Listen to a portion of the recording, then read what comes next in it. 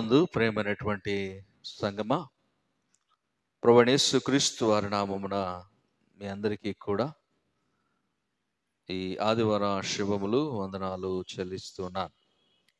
నేటి ఆదివారం కొరకు ఏర్పాటు చేసుకున్నటువంటి లేఖన భాగము ఎహెజ్కేలు గ్రంథము 37వ అధ్యాయము మొదటి వచనం నుండి 14వ వచనం వరకు మనము చదువుకొని ఉన్నాం.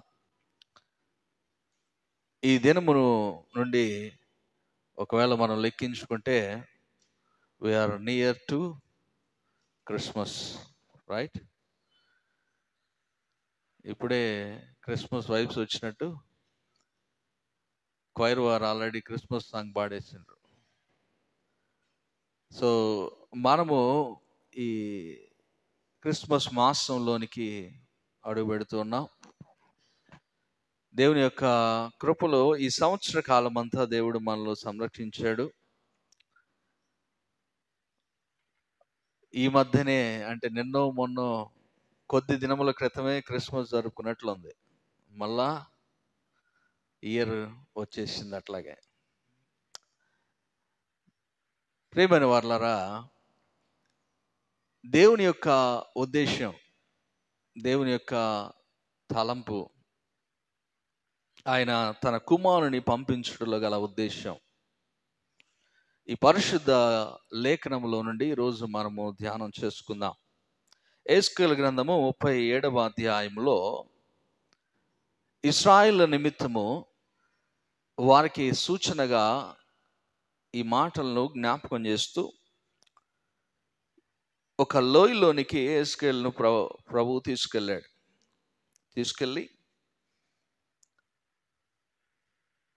తోడుకొని వెళ్ళి పోయినప్పుడు ఆ లోయ ఎలా ఉందట? ఎముకలతో నిండి ఉన్న ఒక లోయలో నన్ను దింపాను. ఎముకలతో నిండి ఉన్నటువంటి ఒక లోయ, వ్యాలీ ఆఫ్ డ్రై బోన్స్, ఎండిన ఎముకలతో నిండి ఉన్నటువంటి ఒక లోయలోనికి నన్ను తీసుకుని వెళ్ళాడు. తీసుకుని వెళ్ళి నన్ను అడుగుతూ ఉన్నాడు. ఏమంటున్నాడట? ఆయన వాటి మధ్య నన్ను ఇటు అటు నడిపించుండగా ఎముకలు అనేకములు ఆ లోయలో కనబడెను. అవి కేవలము ఎండిపోయినవి. అయితే ఆయన అంటున్నాడు, నరపుత్రుడా, ఎండిపోయిన ఈ ఎముకలు బ్రతకగలవా? ఈరోజు ప్రభువు మనతో జ్ఞాపకం చేయబడుతున్నటువంటి మాటలు ఇవే. ఎండిన ఎముకలు బ్రతకగలవా? Can dry bones came back to life? వస్తాయా? మానవుని జీవితము ఆరంభములో, సృష్టి ఆరంభములో నరుణ్ణి చేసుకున్నప్పుడు, మానవుని చేసుకున్నప్పుడు, ఆదామును చేసుకున్నప్పుడు నరుడు జీవించినటువంటి వాడు, జీవాత్మను పొందుకున్నటువంటి వాడు. ఆ తరువాత పాపము చేసిన తర్వాత నరుడు ఆ జీవమును పోగొట్టుకున్నవాడు.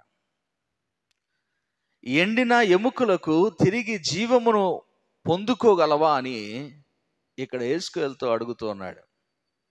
అంటూ ఆ ఎండిన ఎముకలు తిరిగి జీవం పొందుకున్నాయి. ఆ తర్వాత మనం ఒకవేళ 11వ వచనానికి వెళ్తే అక్కడ ఈ ఎముకలు ఎవరిని సూచిస్తున్నాయో మాట్లాడతాడు. అప్పుడు ఆయన, నరపుత్రుడా, ఈ ఎముకలు ఇశ్రాయేలందరినీ సూచించున్నవి. వారు మన ఎముకలు ఎండిపోయెను, మన ఆశ విఫలమాయెను, మనము నాశనమైపోతిమి అని అనుకొనుచున్నారు. ద కాంటెక్స్ట్, సందర్భం ఏంటి ఇక్కడ అంటే, ఇశ్రాయేలు జనులు వారు అనుకుంటున్నారు, మన ఎముకలు ఎండిపోయినాయి, మన ఆశలు విఫలమైపోయాయి, మనము నాశనం అయిపోయాం. మన ఎముకలు ఎండిపోయాయి, మన ఆశలు విఫలం అయిపోయాయి, మనము నాశనం అయిపోయాం. This is the context. ఇది అక్కడ సందర్భం. ఈ యొక్క ఉదాహరణ లేకపోతే ఈ యొక్క అద్భుతాన్ని యెహెజ్కేలుకు కనపరచుటలో దేవుడు ఆ ఎండిన ఎముకలను జీవములోనికి తెచ్చుటకు గల కారణం ఇది. ఇశ్రాయేలు ఎండిన స్థితిలో ఉన్నారు, ఎండిపోయినటువంటి స్థితిలో ఉన్నారు. వారు చెరకొనిపోయి ఉన్నారు, చెరలో ఉన్నటువంటి పరిస్థితి. సో వారిని విడిపించేటటువంటి నాదుడు లేడు. వారు మన ఆశలు విఫలమైపోయి, ఆశలు కూడా లేవు, ఆశ కూడా లేదు. There is no hope, there is no life. చూస్తున్నారా? There is no life and there is no hope. అలాంటి సందర్భంలో, అలాంటి పరిస్థితిలో ఇక్కడ ప్రభువు ఈ మాటలు జ్ఞాపకం చేస్తున్నాడు. యేసు ప్రభువారు వచ్చే సమయానికి కూడా, యేసు ప్రభువారు ఈ లోకంలోనికి పంపబడుతున్నటువంటి సమయానికి కూడా లోకములో ఉన్నటువంటి పరిస్థితి అది. There is no life and there is no hope. జీవము లేక, నిరీక్షణ లేకపోతే ఆధారము లేక, ఆశలన్నీ విఫలమైపోతున్నటువంటి పరిస్థితులు. అందుకే నేను గత సంవత్సరంలో ఇదే దినములో నేను జ్ఞాపకం చేశాను. మలాకీ గ్రంథంలో నుండి చెప్పాను. మలాకీ గ్రంథంలో మీరు ఒకవేళ చూస్తే అక్కడ వ్రాయబడితే ఎలాంటి పరిస్థితుల్లో నుండి దేవుడు తన కుమారుని పంపించబోతున్నాడు అనేటువంటి మాటలను జ్ఞాపకం చేస్తూ అక్కడ వారు ఎలా ఉన్నారు. ఎలాగనగా 4వ అధ్యాయం మలాకీ, ఎలాగనగా నియమింపబడిన దినం వచ్చున్నది, కొలిమి కాలునట్లు అది కాలును, గర్విష్ఠులందరూ దుర్మార్గులందరూ కొయ్యి కాలు వలె ఉందరు, వారిలో ఒకనైనను వేరైనను చిగురైనను, ఒకనికి వేరైనను చిగురైనను లేకుండా రాబో దినము అందరినీ కాల్చివేయనని సైన్యములకు అధిపతి యెహోవా సెలవిచ్చినాడు. ఎలా ఉన్నారు వారు? వారి దినములు పాదముల కింద ధూళి వలె వారు ఉందురు. వారు ఎదురు చూస్తున్నారు. ఎలాంటి పరిస్థితుల్లో ఎదురు చూస్తున్నారు? చీకటి కమ్మినటువంటి పరిస్థితి. అందుకే అంటాడు, భయభక్తులు గలవారగు మీకు నీతి సూర్యుడు ఉదయించును, అతని రెక్కలు ఆరోగ్యము కలుగు చేయను. సో వారు ఉన్నటువంటి పరిస్థితులు ఏంటి? వేరైనను చిగురైనను లేకుండా కాల్చబడినటువంటి పరిస్థితులు, ఆశలు లేనటువంటి పరిస్థితులు, నలగగొట్టబడుతున్నటువంటి పరిస్థితులు. ఇలాంటి పరిస్థితుల్లో ఉండగా యేసు ప్రభువారు ఈ లోకములోనికి పంపబడ్డాడు. అందుకే గలతీయులకు రాసిన పత్రిక 4వ అధ్యాయంలో కాలము పరిపూర్ణమైనప్పుడు అనేటువంటి మాటను ప్రస్తావన చేస్తాడు. ఆ కాలము వచ్చినప్పుడు ఆయన తన కుమారుని పంపించాడు. ఏ కాలము? ఆ కాలము ఎలా ఉందట? ఆ కాలములో జీవము లేదు, ఆధారము లేదు, ఆశలు విఫలమైపోయినటువంటి పరిస్థితి. ఇక్కడ ఎందుకు ఈ మాటలు నేను గుర్తు చేస్తున్నానంటే, యెహెజ్కేలుతో చెప్తున్నటువంటి ఈ మాటలకు మనము ఒకవేళ if we compare this to the time of birth of Christ, క్రీస్తు యొక్క జన్మము కలుగుతున్నటువంటి సమయానికి ఒకవేళ ఇఫ్ వి కంపేర్ దిస్, దేవుడు యేసు ప్రభువారు ఈ లోకంలోనికి పంపబడడానికి కారణం ఏంటి? ఒకటే, నరుడు జీవాత్మను పొందుకోవాలి, నరుడు జీవించాలి. Man has to live again, has to get that spirit. దేవుని యొక్క ఆత్మను పొందుకోవాలి. పోగొట్టుకున్నది అదే కదా. నరుడు, మానవుడు పోగొట్టుకున్నది, పాపం వలన పోగొట్టుకున్నది అదే కదా. దేవుని ఆత్మను పోగొట్టుకున్నాడు. అందుకే కొరింథీయులకు రాసిన పత్రిక పౌలు జ్ఞాపకం చేస్తాడు. ఏమనంటాడు?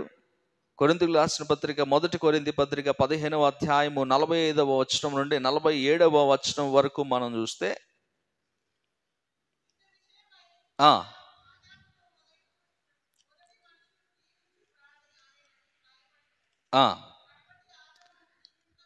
కడపటి ఆదాము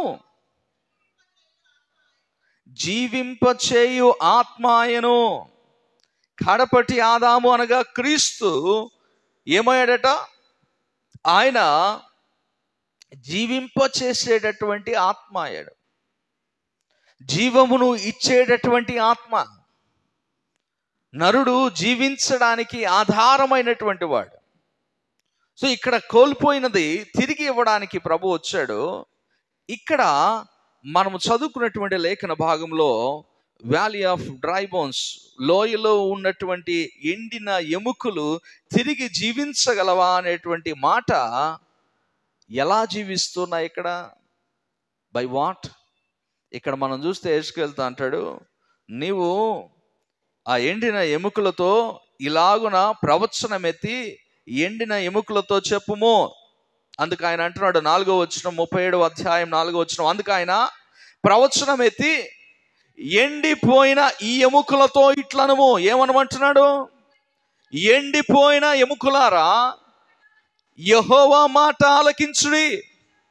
ఈ ఎముకలకు ప్రభువు అయిన యెహోవా సెలవిచ్చినదేమనగా, మీరు బ్రతుకున్నట్లు నేను మీలోనికి ఏం రప్పిస్తున్నాడట? జీవాత్మను రప్పిస్తున్నాను.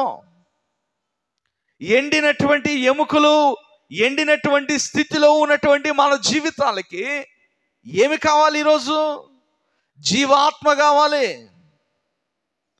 జీవాత్మ మనలోనికి రాకుండా మనము బ్రతకలేము. We can't live. మనం బ్రతికే ఉన్నాం కదా పాస్టర్ గారు. ప్రభువుని ఎరగని వారు బయట అనేక మంది బ్రతికే ఉన్నారు కదా. మరి స్పెషల్గా మరలా మనకు జీవాత్మ కావాలని ఎందుకు చెప్తున్నారు మీరు? బ్రతికి ఉండడం అంటే ఇది కాదు.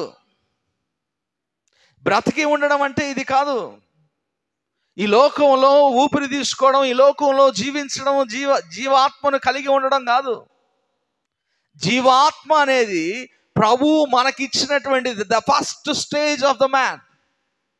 ఆ మొదటి స్థితి ఆదామును దేవుడు చేసుకున్నప్పుడు, ఆదామును నిర్మించుకున్నప్పుడు, సృష్టించుకున్నప్పుడు అతనిలో ఉంచినటువంటి ఆ ఆత్మ, జీవమును కలిగించేటటువంటి ఆ ఆత్మ, అది ఉన్నప్పుడు నరుడు జీవిస్తాడు. ఈ శరీరానికి కావాల్సింది ఇప్పుడు గుండు కొట్టుకోవడం, ఊపిరి తీసుకోవడం, రక్త ప్రసరణ జరగడం చాలు, సరిపోతాయి. ఇవన్నీ మనలోనూ ఉంటాయి. ఎక్కడుంటాయి? జంతువుల్లోనూ ఉంటాయి. అవునా? What is the difference between then? What is man and దేవుని యొక్క సృష్టిలో చేయబడినటువంటి జంతువులకి మనిషికి ఇది ఏంటి వ్యత్యాసం? మరి ఆ డిఫరెన్సియేషన్ ఎక్కడ వస్తుంది? అదే ఆర్గాన్స్ కదా. జంతువుల్లోనూ అవే ఆర్గాన్స్, మరి మనలో ఉన్నవి అవే. మరి ఎక్కడ డిఫరెన్స్ ఉంది? నరుడు, మానవుణ్ణి దేవుడు తన స్వరూపంలో చేసుకున్నాడు. He made us in his image. ఆయన యొక్క రూపంలో మనల్ని చేసుకున్నాడు. ఆయన యొక్క రూపము అన్నప్పుడు ఆయన ఆత్మను కలిగి ఉన్నప్పుడే అది పరిపూర్ణం అవుతుంది. ఆయన రూపం అంటే ఇది కాదు. ఆయన ఇప్పుడు మీకు అర్థం కావడానికి ఇక్కడ చూద్దాం. మనం 37వ అధ్యాయంలోనే ఆయన ప్రవచనం ఎత్తి ఇలాగునగా ఏమైందట? వెంటనే చర్మము కప్పి మీకు నరములు ఇచ్చి నేను చూచుచుండగా, ఆ తర్వాత అక్కడ జ్ఞాపకం చేస్తాడు. ఆ తర్వాత వచనాలకు వెళ్ళండి. 7వ వచనంలో, ఆయన నాకు ఇచ్చిన ఆజ్ఞ ప్రకారము నేను ప్రవచించుచుండగా గడగడమని ధ్వని ఒకటి పుట్టెను. అప్పుడు ఎముకలు ఒకదానితో ఒకటి కలుసుకొనెను. నేను చూచుచుండగా నరములను మాంసమును వాటి మీదకి వచ్చెను, వాటి పైన చర్మము కప్పెను. అయితే ఏమైంది? వాటిలో జీవాత్మ ఎంత మాత్రమును లేకపోయెను. మనం ఇప్పుడు ఎక్కడ ఉన్నాం ఆలోచన చేయండి. ఎందుకు నేను జీవాత్మను కలిగి ఉండాలి అంటున్నానంటే, ఇక్కడ ఈ శరీరము, ఈ ఎండిన ఎముకలు, నరములు, అలాగే గడగడమని ధ్వని, ప్రవచనం ఎత్తి ఆజ్ఞ ఇవ్వగానే ఆ ఎముకలన్నీ ఒకదానితో ఒకటి కలుసుకున్నాయి. ఆ ఎముకలన్నీ వాటి మీద నరములను, వాటిపైన మాంసమును, ఆ పైన చర్మమును అన్నీ అలాగునే వచ్చేసాయి. అయితే still there is a lacking. ఇవన్నీ వచ్చినా అవి జీవించట్లేదు. ఇవన్నీ వచ్చినా అవి లేచి నిలబడలేదు. ఇవన్నీ వచ్చినా వాటిలో స్పందన లేదు. స్పందన ఎప్పుడు కలిగింది? When they responded. ఎప్పుడు అంటే ఇక్కడ జ్ఞాపకం చేయబడుతున్నటువంటి మాట. అందుకే అంటాడు, వాటిలో ఎంత మాత్రమును లేకపోయేను, జీవాత్మ అనేది ఎంత మాత్రము లేదు. వాటికి చర్మం ఉంది, వాటికి ఖండం ఉన్నాయి, నరములు ఉన్నాయి, ఆర్గన్స్ ఉన్నాయి, ఎవ్రీథింగ్ ఇస్ దేర్. దానికి సమస్తము సమకూర్చబడ్డాయి, కానీ అది ఇంకా జీవించట్లేదు. కారణం ఏంటి? అందులో జీవాత్మ లేదు. శరీరము ఉంటే, శరీరము పని చేస్తుంటే నువ్వు బ్రతుకుతున్నట్లు కాదు. దేవుడు కోరుకున్నటువంటి జీవితము నువ్వు జీవించినప్పుడే, అది పరిపూర్ణమైనటువంటి స్థితికి వెళ్ళినప్పుడే దెన్ ఇట్ ఈస్ కంప్లీటెడ్. దేవుడు ఇక్కడ జ్ఞాపకం చేస్తున్నాడు, ప్రియమైన వారలారా, ఎండిన ఎముకలు తిరిగి జీవించగలవంటే జీవిస్తాయి, కానీ అందులో కావాల్సింది జీవాత్మ కావాలి. We need living spirit. దేవుని యొక్క ఆత్మ కావాలి. గలతీయులకు రాసిన పత్రిక నేను అనేక పర్యాయాలు గుర్తు చేశాను. 4వ అధ్యాయంలో అక్కడ వ్రాయబడుతున్నటువంటి మాట మనము ఆ కాలము పరిపూర్ణమైనప్పుడు అనే దగ్గర మాత్రం అంతవరకే చదివేస్తాం. ఆ తర్వాత వ్రాయబడుతున్నటువంటి మాట ఏంటో తెలుసా? మరియు మీరు కుమారులై ఉన్నందున 6వ వచనంలో, నాయన తండ్రి అని మొరపెట్టు తన కుమారుని ఆత్మను దేవుడు మన హృదయములోనికి పంపెను. దేవుడు తన యొక్క ఆత్మను మన హృదయములోనికి పంపినప్పుడు, if you receive that spirit then you will live. ఆ ఆత్మను నీవు పొందుకున్నప్పుడు అప్పుడు నీవు జీవించగలుగుతావు. యేసు ప్రభువు వారి యొక్క రాకడ ఉద్దేశము, ఈ లోకంలోనికి ఆయన పంపించబడడానికి గల కారణము నరుడు జీవించడానికి. అప్పటి వరకు నరుడు జీవించలేదు. నరుడు జీవాత్మను పొందుకోలేదు, ఆత్మను పొందుకోలేదు, జీవము కలిగిన ఆత్మను పొందుకోలేదు. నరుడు జీవిస్తున్నాడు, కానీ జీవము కలిగిన ఆత్మ లేదు. ఎందుకు? జీవము కలిగినటువంటి ఆత్మ ఏం చేస్తుంది? నిన్ను మరణములో నుండి జీవములోనికి దాటింపజేస్తుంది. నిన్ను ఇక్కడ ఆపేదు. నీ పాపం వల్ల, నీ దోషం వల్ల, నీ అతిక్రమం వల్ల నువ్వు మరణములో మిగిలిపోవు. మరణములో ఉండి జీవములోనికి నిన్ను దాటించగలిగినటువంటి వాడు దేవుడు. ఆ మరణములో ఉండి జీవములోనికి దాటి వెళ్ళడానికే జీవాత్మను పొందుకోమని ప్రభువు జ్ఞాపకం చేస్తున్నాడు. ప్రియమైనటువంటి సంగమా, ఎండిన ఎముకలు మన జీవితాలు, ఆశలు విఫలమైనటువంటి పరిస్థితులు మన జీవితాలు. అనేక సందర్భాల్లో ఆశపడినటువంటి అనేక విషయాలు మనం ఏదో తలంచుకుంటాం, ఎన్నో తలంచుకుంటాం, కానీ మన ఆశలు, మన ఆలోచనలు ఇవి ఎక్కడో ఆగిపోతాయి. అలాంటి పరిస్థితులు ఉన్నటువంటి వారు గుర్తుపెట్టుకోండి, ప్రభు అంటున్నాడు, తిరిగి జీవింప చేయగలుగుతాయి. నేను చేయగలను, ఐ కెన్ డూ ఇట్. నేను చేయగలుగుతాను. అయితే నీకు కావాల్సింది ఏంటి? జీవాత్మ నీలోనికి రావాలి, జీవమును నీవు పొందుకోవాలి. అందుకే ఇక్కడ 37వ అధ్యాయము 14వ వచనంలో కూడా జ్ఞాపకం చేస్తాడు, నేను యెహోవానై ఉన్నానని మీరు తెలుసుకుందరు. ఏమంట? మీరు బ్రతుకున్నట్లు నా ఆత్మ మీలో ఉంచి, నా ఆత్మను మీలో ఉంచి మీ దేశంలో మిమ్మను నివసింప చేశాను. చాలా ఏం చేస్తాడట ప్రభు? ఎందుకు ఈ మాటలు గుర్తు చేస్తున్నాడట? నా ఆత్మ మీలో ఉంచి మిమ్మల్ని తిరిగి నివసింపజేస్తాను. I can make you again. ఇప్పుడు దీన్ని కంపేర్ చేసుకోండి. వారు చెరలో ఉన్నారు, చెరలో నుండి తిరిగి వారిని బయటకు రప్పిస్తానని ప్రభు జ్ఞాపకం చేస్తున్నాడు. ఈ లోకం అనేది మనము, ఈ లోకంలో ఎవరము? ఈ లోకంలో మనం ఎవరమండి? పరదేశులం, అవునా? ఈ లోకంలో పరదేశులం. ఈ లోకంలో నుండి మన లోకంలోనికి, మన శాశ్వత లోకంలోనికి, శాశ్వతము నివసించేటటువంటి, శాశ్వత కాలము ఉండేటటువంటి ఆ ప్రాంతంలో మనం నివసించాలంటే ఏం కావాలి? ఆయన ఆత్మ మనలో నివసించాలి. సో ఆయన ఆత్మ మనలో నివసించినప్పుడే ఇందులో నుండి అక్కడికి మనం వెళ్ళగలుగుతాం. యేసు ప్రభు వారు వచ్చినటువంటి ఉద్దేశం అదే. యోహాను సువార్త 3వ అధ్యాయం 16వ వచనంలో కూడా జ్ఞాపకం చేయబడుతున్నటువంటి మాట, దేవుడు లోకమును ఎంతో ప్రేమించును కాగా అద్వితీయ కుమారు. ఒక్కళ్ళే చెప్తున్నారు, ఏంది ఎవరికి గుర్తులేదా ఈ వాక్యం? తీయకుండా చెప్పండి, తెలిసిన మాటే కదా. దేవుడు లోకమును ఎంతో ప్రేమించును కాగా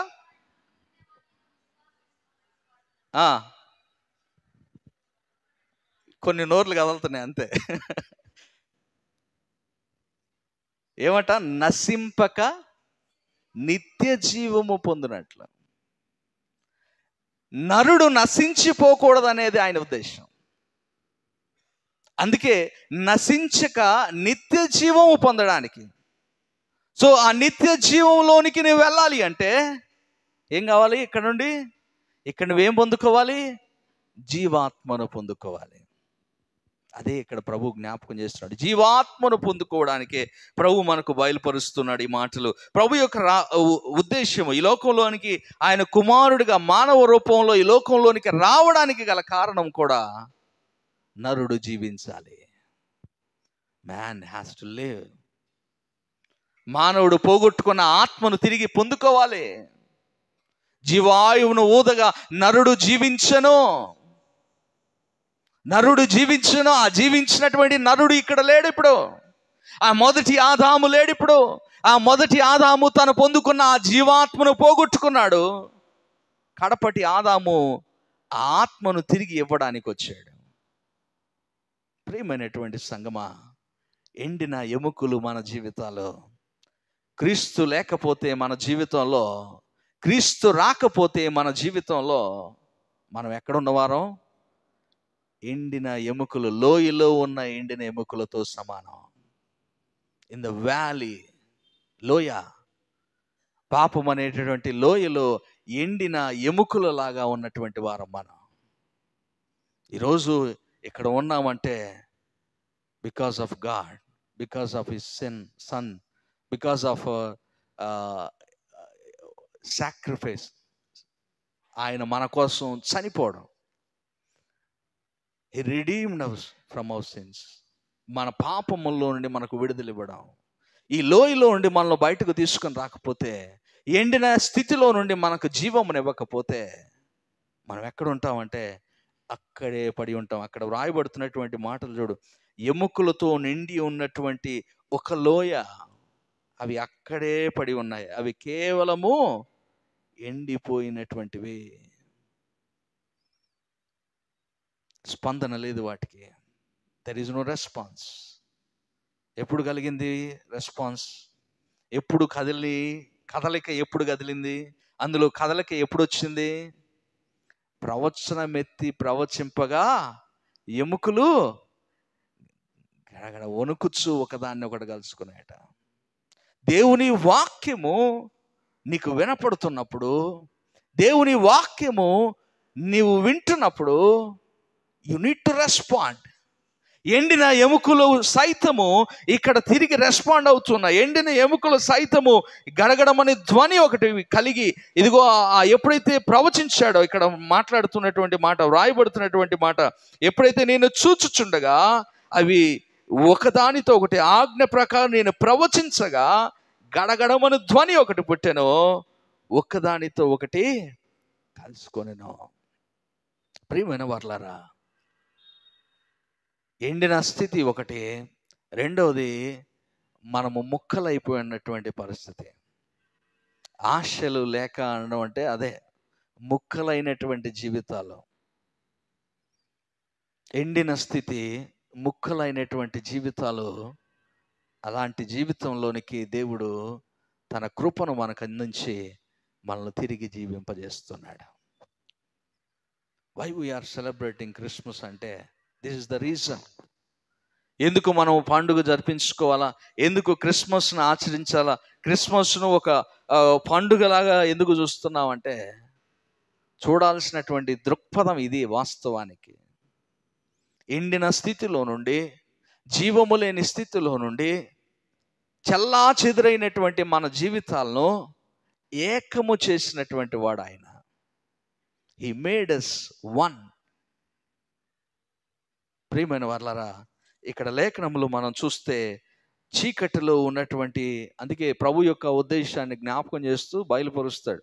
యెషయా గ్రంథము 9వ అధ్యాయంలో 2-3 వచనాలు మనం చూస్తే, చీకటిలో నడుచు జనులు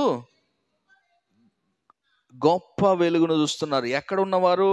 చీకటిలో ఉన్నటువంటి వారు, లోయలో ఉన్నటువంటి వారు, చీకటిలో ఉన్నటువంటి వారు, జీవము లేనటువంటి వారు ఏం చూస్తున్నారు? గొప్ప వెలుగును చూస్తున్నారు. ఎవరు ఆ వెలుగు? ఏంటి ఆ వెలుగు? ఎక్కడి నుండి వస్తుంది? మరణ ఛాయ గల దేశ నివాసుల మీద వెలుగు ప్రకాశించును. ఆ వెలుగు ఎవరు? యేసు ప్రభువారు. యోహాను సువార్త 1వ అధ్యాయంలో ఆదియందు ఏం చెప్పరా? ఆదియందు ఏంది? వాక్యం ఉండను. తర్వాత వాక్యము. సండే స్కూల్ బిడ్డలు కూడా టకటగా చెప్పేస్తారు ఇది. ఆదియందు వాక్యం ఉండను, వాక్యము దేవుని యొద్ద ఉండెను, వాక్యము దేవుడే ఉండెను. ఆయన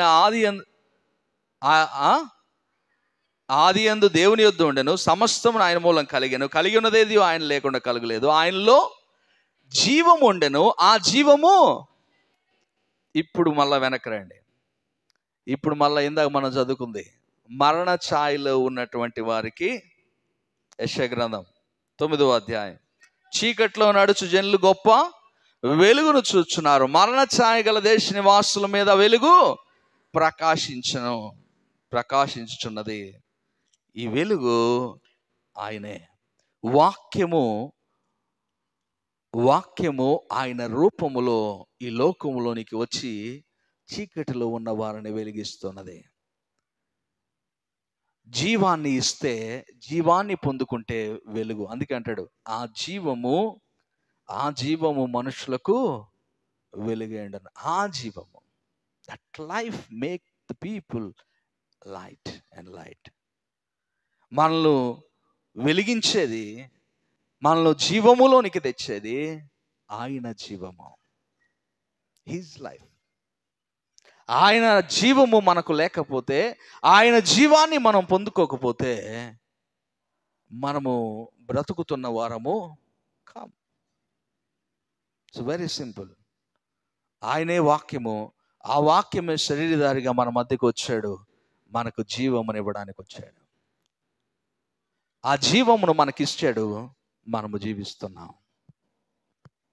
మనము జీవించడానికి కారణం ఆయన. Is the reason. ఆయనే కారణం. ప్రభు నందు ప్రియమైనటువంటి సంగమా, ప్రభు జ్ఞాపకం చేస్తున్నాడు. ఇంకొక మాట కూడా ఉంటుంది యెషయా గ్రంథంలోనే 11వ అధ్యాయము 1వ వచనంలో, ఎక్కడ యెషయా మొద్దు నుండి చిగురు పుట్టును. చాలు. ఎక్కడి నుండి పుడుతుంది? మొద్దు నుండి. మొద్దు ఎండిపోయినటువంటిది, అందులో నుండి తిరిగి లైఫ్ ఈజ్ కమింగ్ బ్యాక్. ఎండిన స్థితిలోనికి తిరిగి జీవమును ప్రభు ఇస్తున్నాడు. ప్రభు ఇవ్వడానికి వచ్చాడు. నువ్వు ఆ జీవాన్ని తీసుకొని నీవు వెలిగించుకో. Enlighten your self. ఆ వెలుగు నీవు కలిగి ఉండు. ఈ లోకంలో మనం చేయవలసింది అదేనండి. ప్రభు మన నుండి కోరుకుంటుంది అదే. మనము ప్రభు కోరుకున్నట్టు జీవించకపోతే, ప్రభు ఇచ్చినటువంటి ఆ జీవమును మనం కలిగి ఉండకపోతే ఎలా? యోహాను సువార్త 5వ అధ్యాయము 24వ వచనం చూడండి.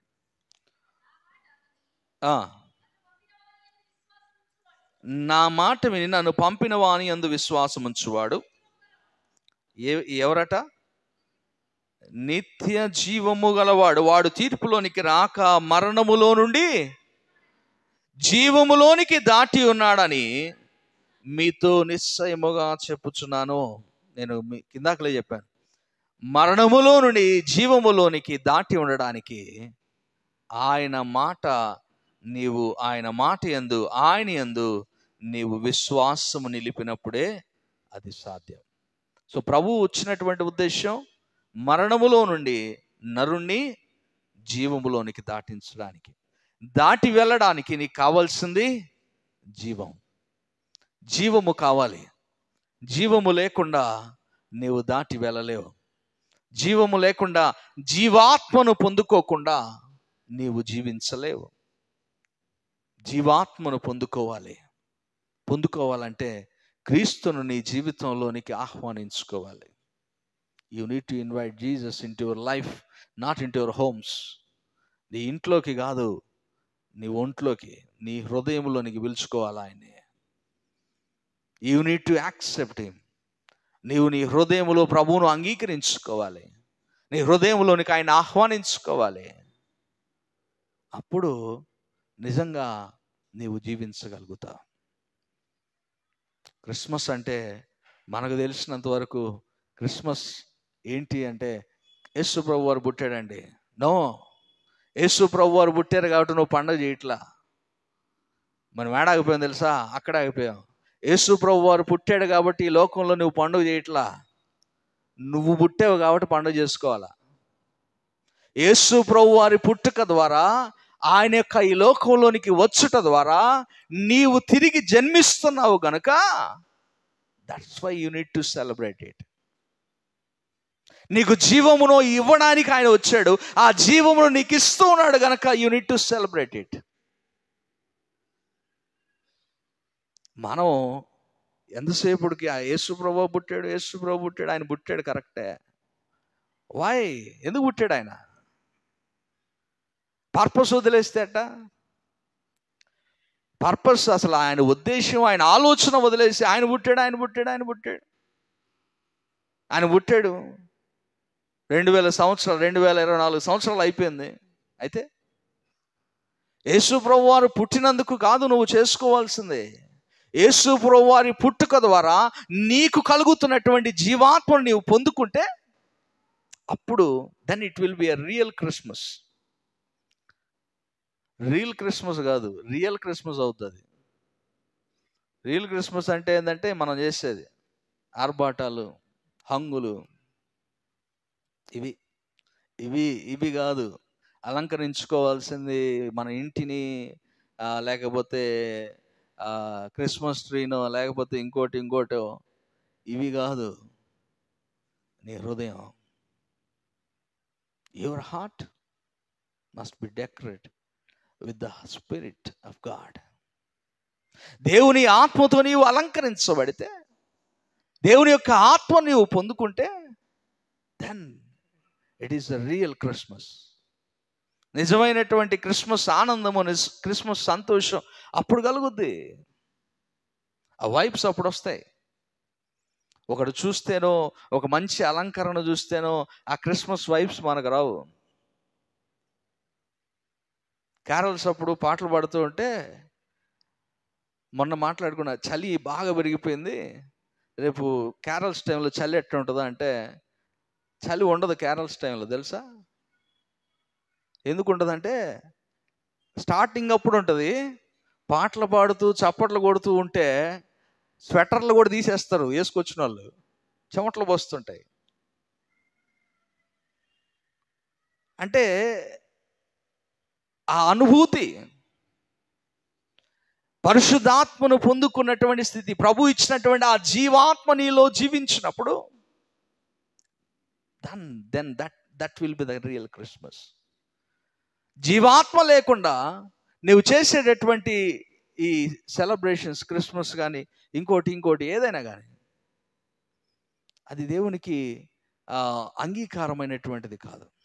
ప్రియమైన వారలారా, ఇక్కడ అందుకే జ్ఞాపకం చేస్తున్నాడు, ఎండిన ఎముకలు జీవిస్తున్నాయంటే ఆయన మాట వలన.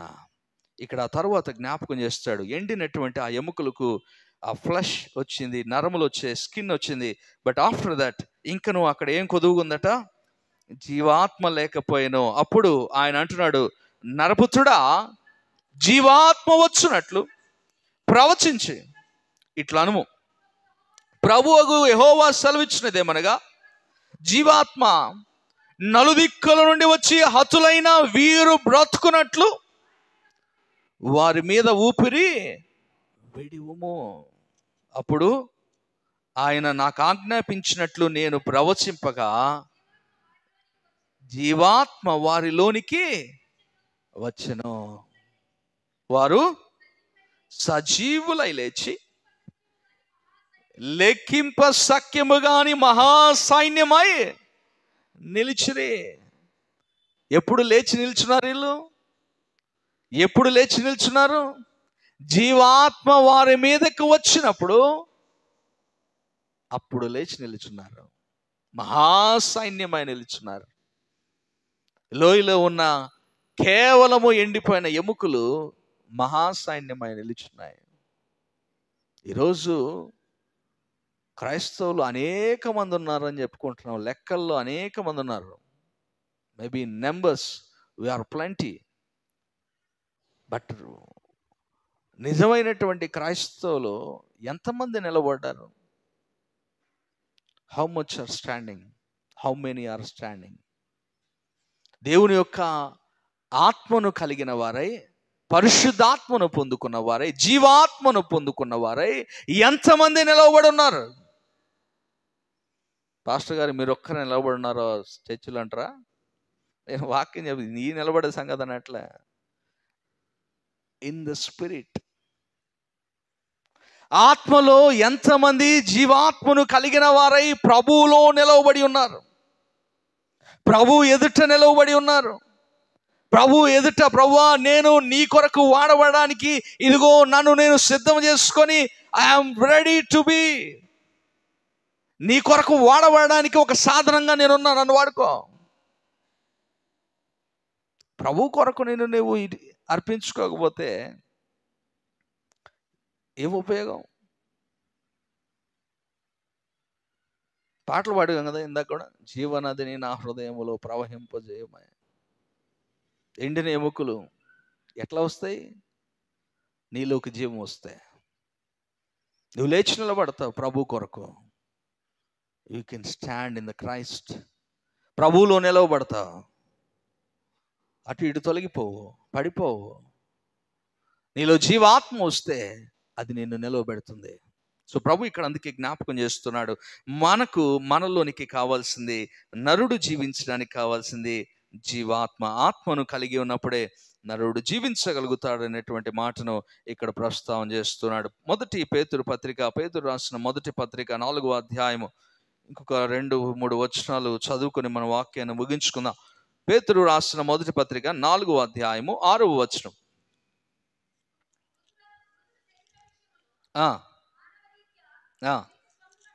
తీర్పు పొందినట్లు ఆత్మ విషయములో, ఈ మాట గుర్తుపెట్టుకోండి, ఆత్మ విషయములో దేవుణ్ణి బట్టి జీవించినట్లను వారికి కూడా సువార్త ప్రకటింపబడెను.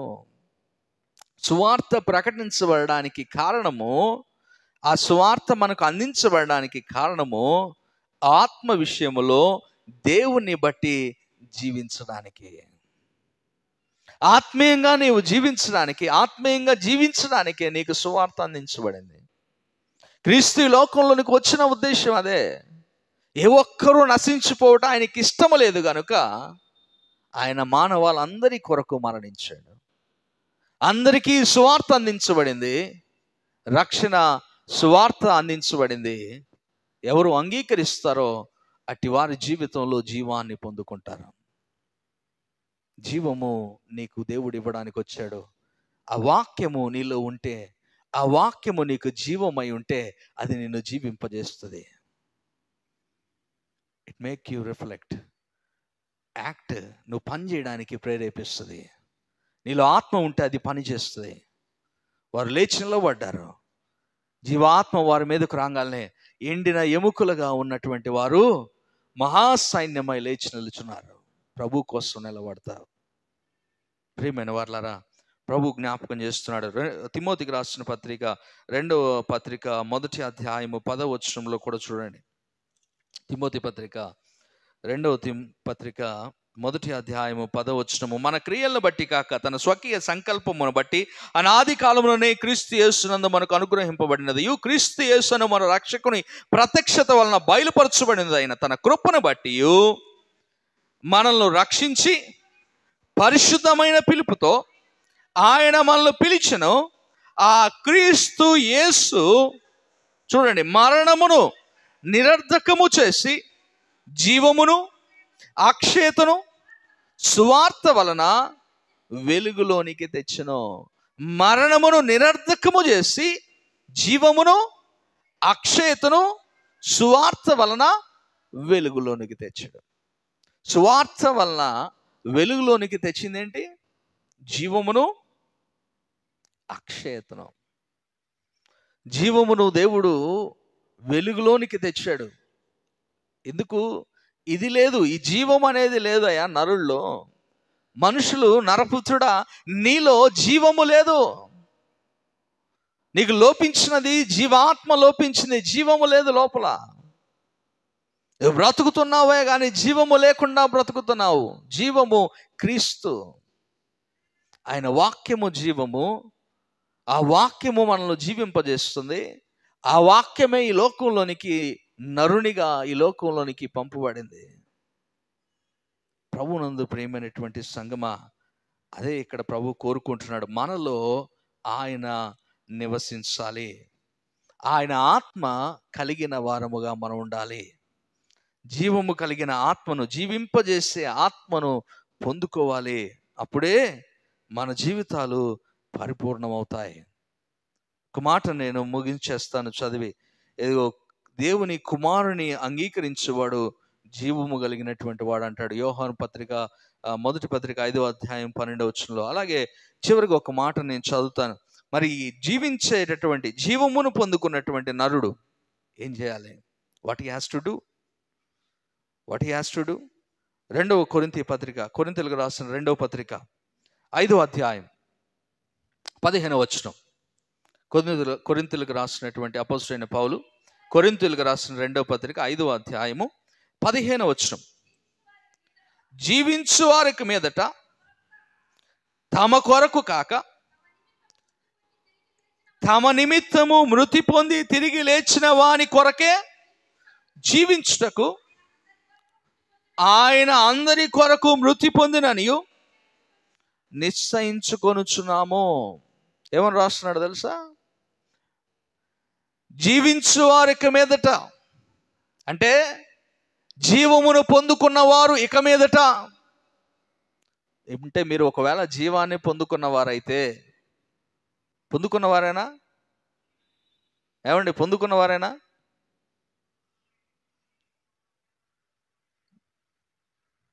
ఎవ్వరు రెస్పాండ్ అవ్వట్లేదు, చూసారా? జీవమును పొందుకున్నవారేనా మీరు? ఏదండి, పొందుకోలేదా?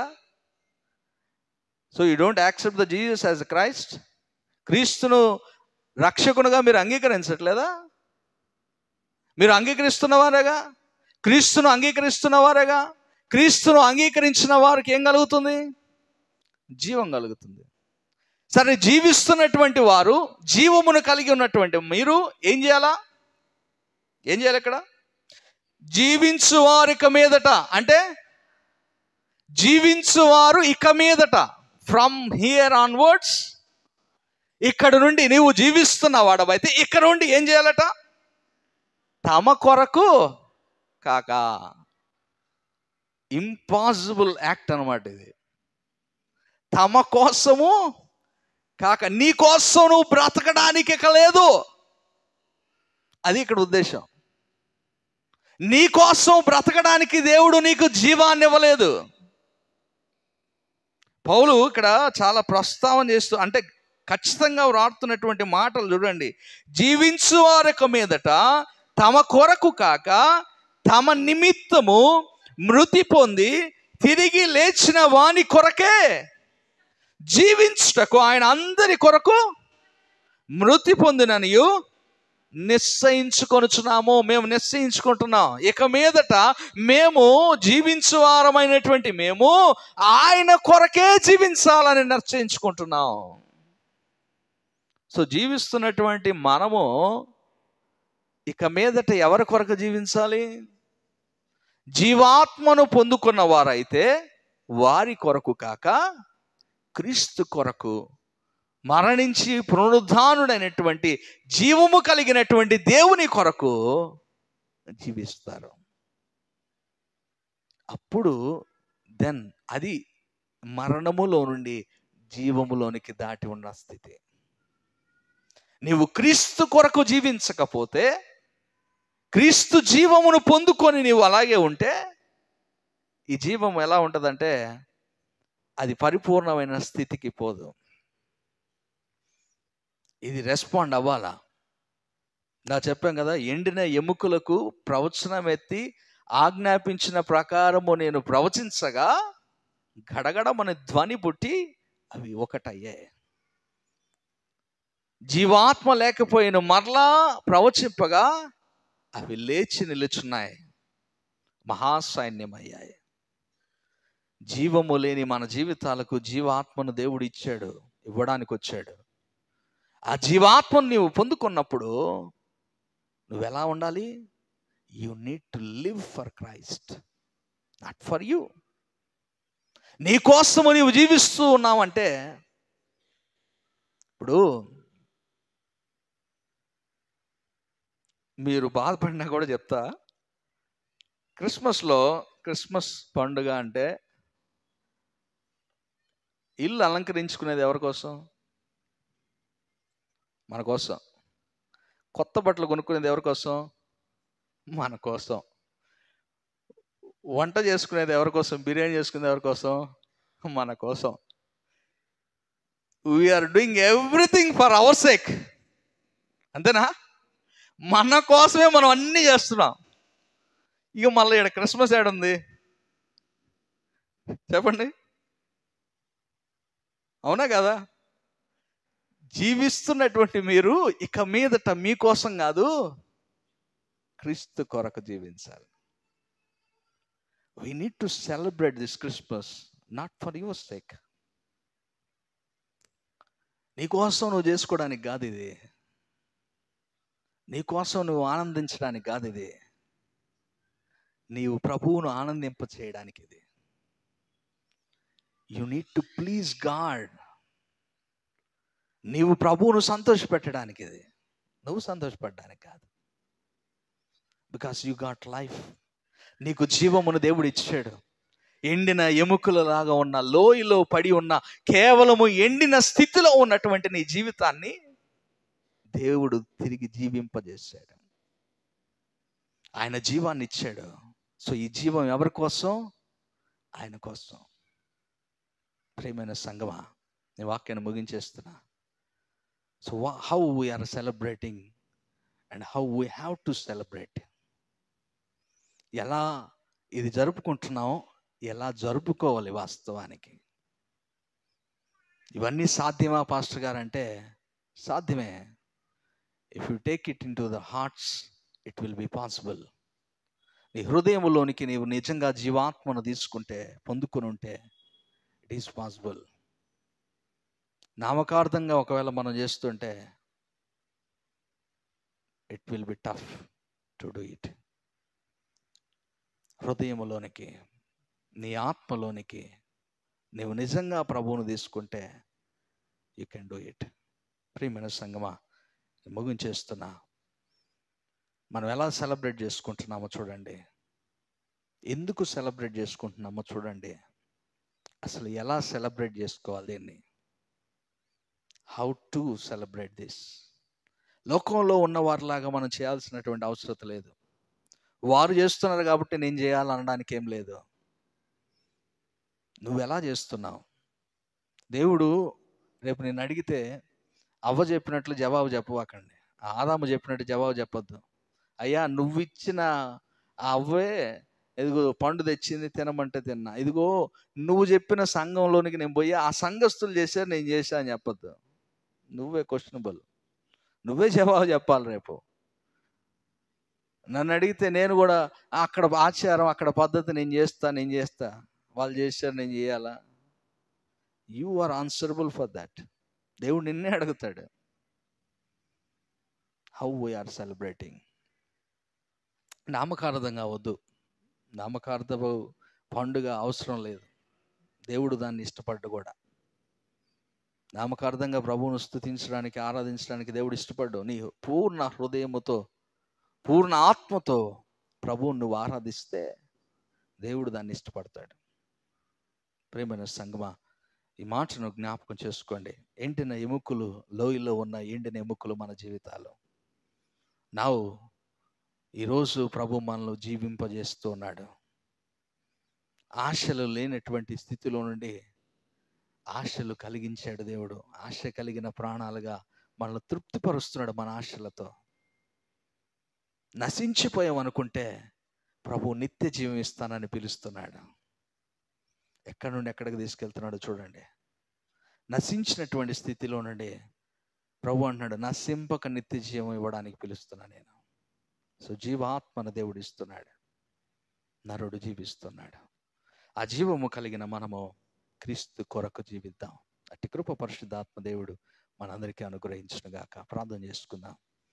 ప్రేమ నమ్మకం కలిగిన మా తండ్రి, నీకు వేలాది వందనాలు, కృతజ్ఞత, స్తుతి, స్తోత్రాలు చెల్లిస్తున్నా. ఎండిన ఎముకలు, లోయలో పడి ఉన్నటువంటి జీవితాలు మాయే. అలాంటి మమ్మలను తండ్రి నీ వాక్యముతో మమ్మల్ని జీవింపజేస్తున్నావు. జీవాత్మను మా మీదకు పంపించి తిరిగి జీవించే స్థితిలోనికి మమ్మల్ని తీసుకుని వచ్చావు. ఈరోజు మేము జీవిస్తూ ఉన్నామంటే, జీవమును కలిగి ఉన్నామంటే మేము నీ కోసము జీవించవలసిన వారం. మరి అట్టి కృప మీరు మాకు అనుగ్రహించండి. అయినా మేము నామకార్థపు క్రైస్తవ జీవితాలు కలిగి ఉండకుండా జీవాత్మను కలిగినటువంటి నిజమైనటువంటి క్రైస్తవ జీవితాలు కలిగి నడుచుకోవడానికి, అలాంటి ఆలోచనలతో మెలగడానికి నీ సహాయము, నడిపింపు మాకు అందించమని మా అందరితోనూ మీరు మాట్లాడి మాటలను బట్టి నీకు వందనాలు చెల్లిస్తూ మా ప్రభువును రక్షకుడైన యేసు నామమున అడిగి వేడుకొనుచున్నాము తండ్రి.